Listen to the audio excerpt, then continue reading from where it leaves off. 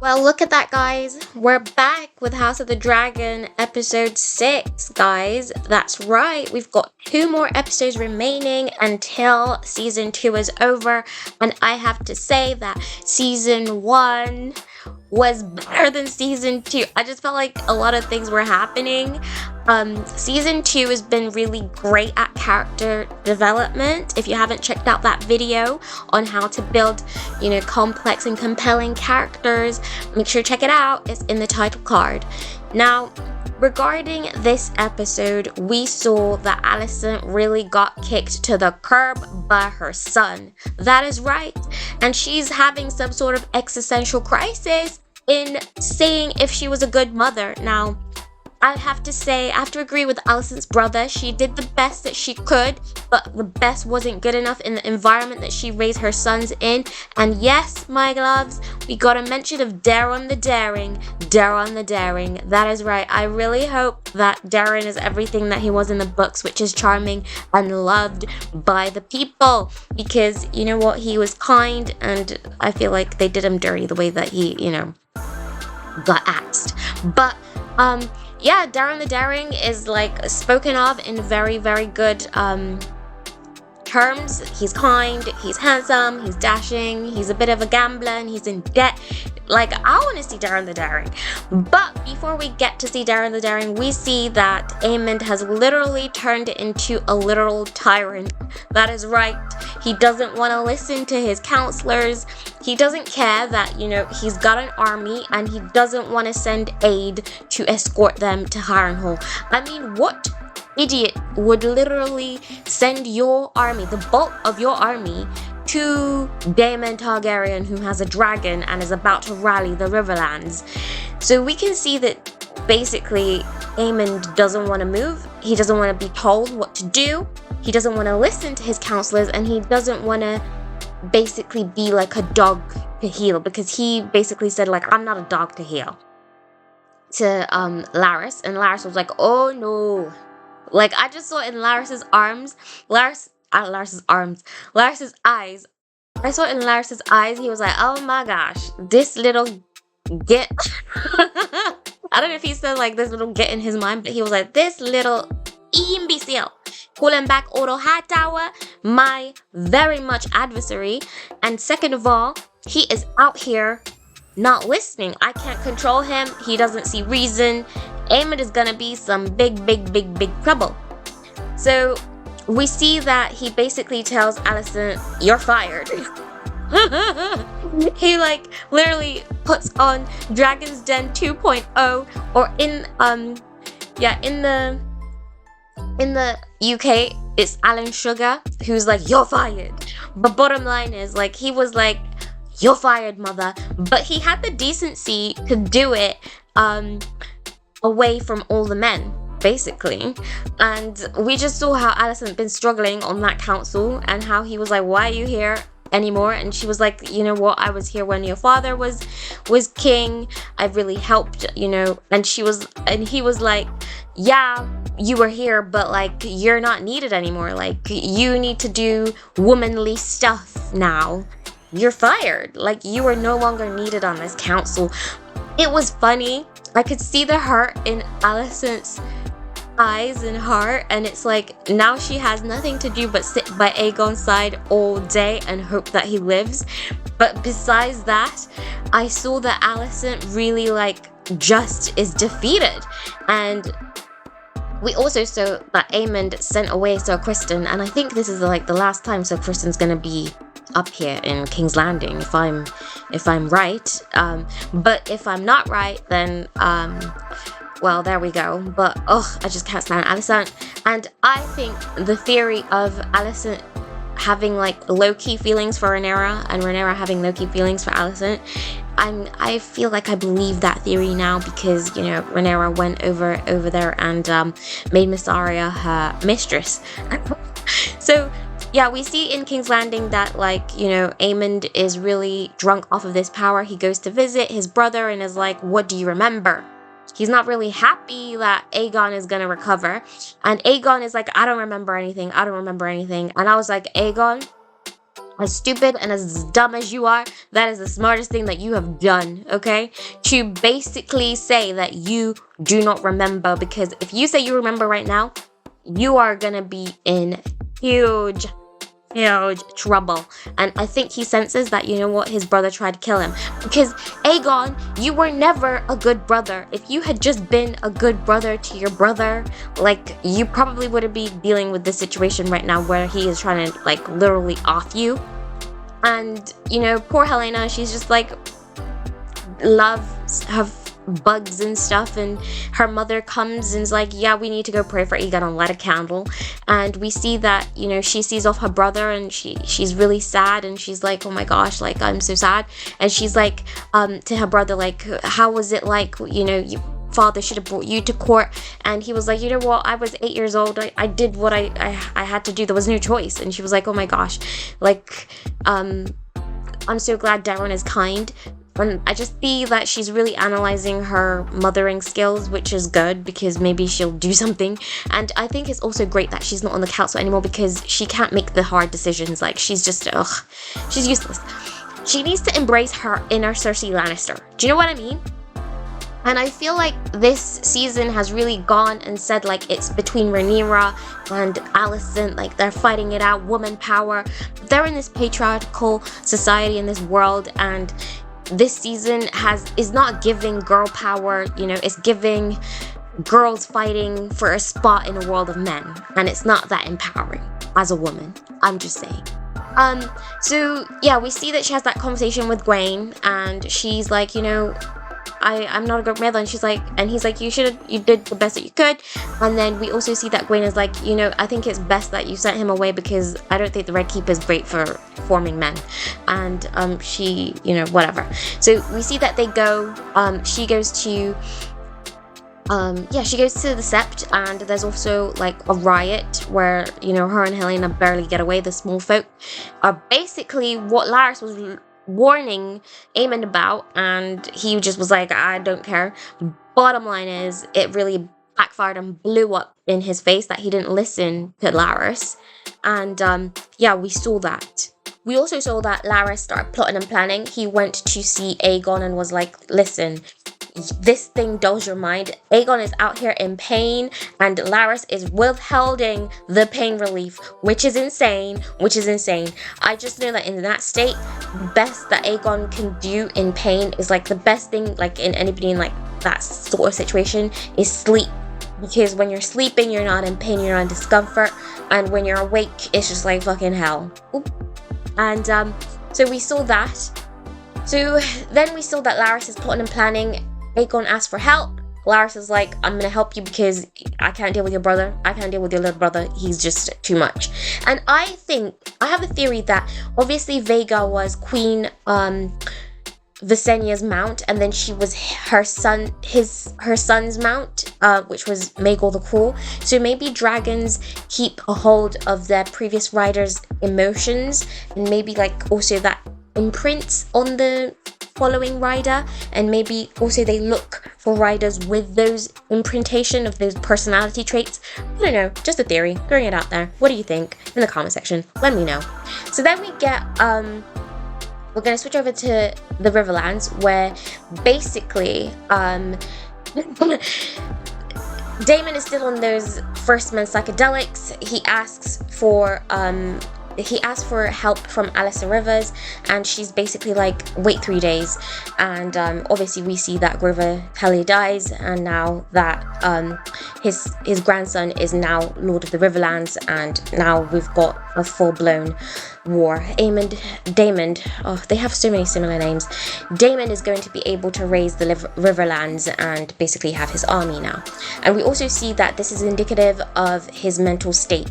We see that, you know, he's very much regretful of the things that he's done, and he's very much mournful of, you know, the relationship that he had with his brother. And we see that, you know, it's really, these visions are really like a manifestation of his mental state. They're like kind of like therapy for him.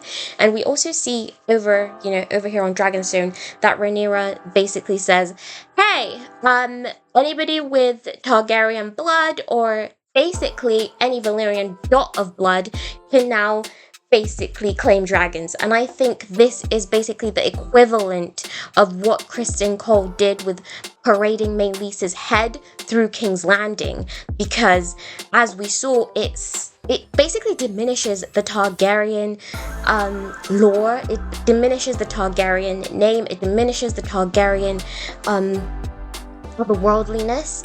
Now anybody with Valyrian blood can basically claim a dragon. You don't have to be Targaryen. You can just have Valyrian blood, you know? And I think that did a lot to destabilize her claim and destabilize basically, it just did a lot to destabilize the way that people think, like, of the Targaryen dynasty. And these people are just destroying a dynasty that basically Aegon the Conqueror and his sister wives built. And I just know that Aegon the Conqueror is over there, you know, rolling over in his ashes, because this is just insane.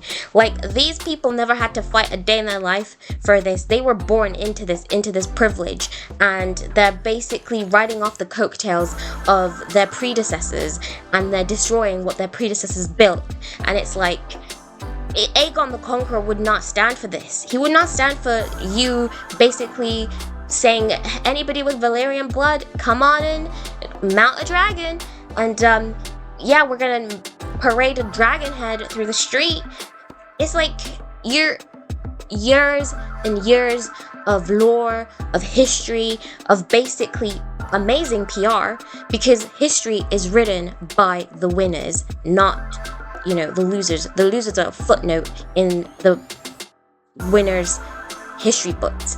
So having that saying, we can all see how this is just basically going to backfire on Rhaenyra, because, you know, we know what happens later on with the dragon seeds, and we know what happens with the dragons later on, okay? It's just, I can't take it. I just feel like Jaehaerys is also rolling over in his ashes, and obviously Corlys Velaryon takes over as Hand of the Queen, and we see Rhaenyra slaps up she slaps up her council, and she's like, you don't fear me anymore, you should fear me, because hello, I'm a queen, I'm a dragon rider, and I will feed you to my dragon.